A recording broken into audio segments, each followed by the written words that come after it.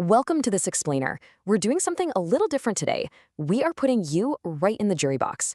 We're investigating an 80-year-old debate surrounding Albert Camus's masterpiece, The Stranger. For decades, philosophers, lawyers, and everyday readers have argued passionately over this short novel, and specifically over its quiet, controversial protagonist, Meursault. What does this book actually reveal about human judgment? Are we judging a crime, or are we judging a man's character? Let's dive right in. To really understand this debate, we have to immediately consider the jarring reality of the novel's opening. Picture this. A man named Meursault buries his mother, but he doesn't shed a single tear. Instead of weeping, he grabs a cup of coffee. He smokes a cigarette. The very next day, he goes swimming and catches a comedy at the cinema. The question we have to ask right off the bat, the one that sets the stage for everything that follows, is this. If you don't cry at a funeral, are you a monster? The foundational debate among top scholars like Robert C. Solomon and Patrick McCarthy basically frames two distinct viewpoints. On one side, you have the argument for radical honesty. Some see Meursault as this admirable saint of authenticity. He absolutely refuses to lie about what he feels, just to make others comfortable. He completely rejects emotional performance. But on the flip side, you've got the argument for emotional passivity. Is he just a morally passive guy, totally disconnected from human care? Sure, he tells the truth, but honesty without an ounce of empathy can be incredibly dangerous. Act 1. The crime versus the persona. We've got to shift our focus from Meursault's controversial emotional state to the actual trial, and the sheer absurdity of the justice system deciding his fate. This perfectly illustrates the central problem. On one hand, we have the crime. Meursault fired 5 shots and murdered a man on a beach. That is an indisputable physical fact. But contrast that with the evidence actually used by the prosecution to secure a death sentence. Drinking coffee at a funeral, smoking cigarettes, going swimming, watching a comedy film. Scholar Alice Kaplan powerfully argues that the 1940s court aggressively constructed a monster out of social faux pas. They condemned him far more for his lack of conventional grief than for the actual murder itself.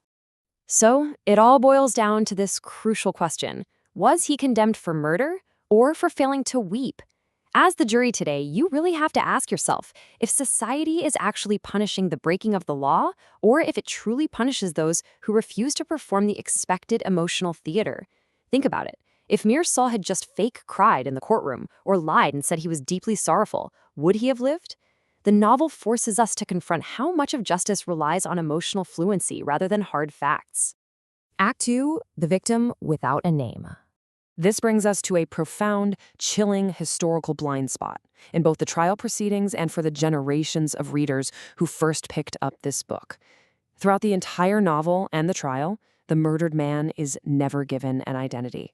He's referred to simply as the Arab.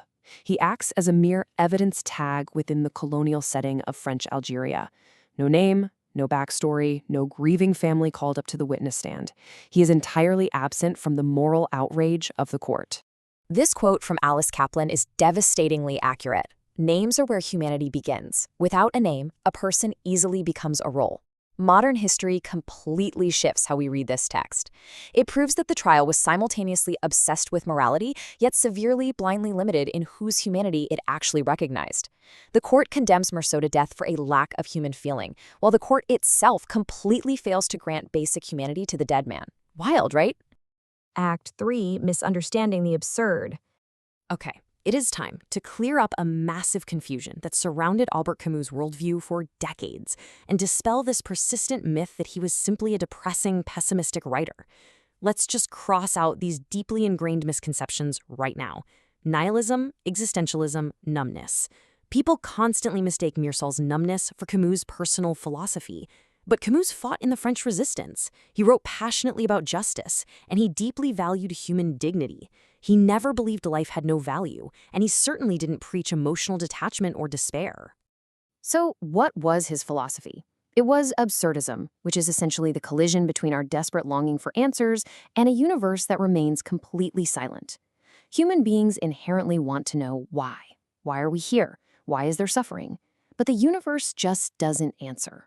For Camus, absurdism is an act of intellectual honesty. The universe owes us no cosmic explanation, but, and this is the most crucial part, that does not excuse us from living fully. And this brilliantly illustrates the core of his thought. We must imagine Sisyphus happy. You know Sisyphus, right? The mythological figure doomed to push a heavy stone up a hill for all eternity, only to watch it roll back down.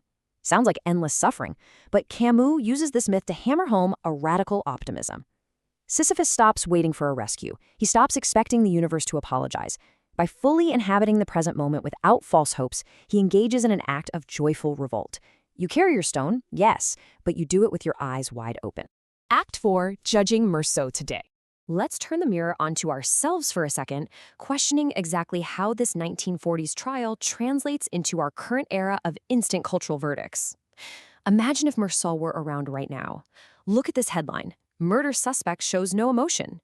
Think about the sheer terrifying speed of modern social media. The verdict would arrive before breakfast. Meursault's stoic, unreadable behavior wouldn't wait for a jury. He would be instantly broadcasted and condemned by millions of strangers. We live in a world that heavily rewards emotional performance, where the louder your grief, the more believable it becomes. Funeral photos spark outrage. Think about how modern cancel culture operates. It works remarkably like the novel's prosecutor. We hastily scrape together these tiny behavioral fragments: a photo at a funeral, a lack of tears, a trip to the cinema, and we build a complete, monstrous identity out of them before the actual facts are even brought to light. We trade one simplification for another, turning complex human beings into easily digestible villains. And this brings us to the enduring brilliance of the novel, summarized right here. Before you judge a stranger, this book survives because it exposes how quickly every single generation, including our own, tells simplified stories just to feel morally superior. It forces us to ask ourselves, would we have defended Meursault today, or would we have been the very first ones joining the outrage? As we close, I want to leave you with this powerful call for patience. Approach books the way you should approach people, with curiosity before certainty. Let's practice humanity before labels. By the way, if you want to explore this entire fascinating scholarly debate in full and see exactly how these top thinkers break down the novel, please visit imaginarytalks.com/The Stranger, explained by top Albert Camus scholars. It is an incredibly rewarding deep dive that I highly recommend checking out. Ultimately, maybe we've been asking the wrong question this whole time.